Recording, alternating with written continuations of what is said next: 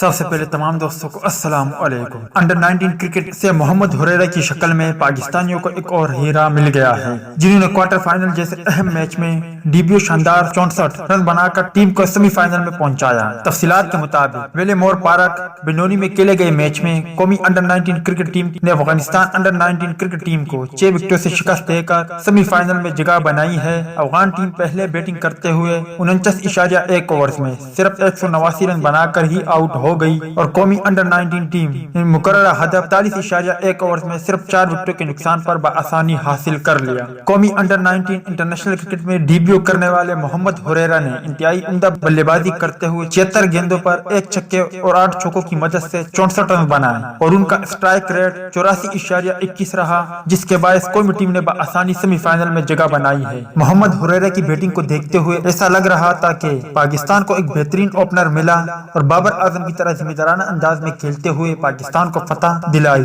اور امید یہ کی جا رہی ہے کہ مستقبل میں بابر اعظم کی طرح ایک بہترین بلے باز بن کر پاکستانی ٹیم میں اہم کردار ادا کریں گے۔ اب Pakistan under 19 team semi final میں بھارت سے ٹکرائے گی۔ تو دوست یہ تھی محمد ہریرہ کے حوالے سے کچھ اپڈیٹ، امید کرتا ہوں آپ کو پسند آئی ہوگی۔ اس اپڈیٹ کے متعلق اپنی رائے کا اظہار کمنٹس باکس میں ضرور دیں۔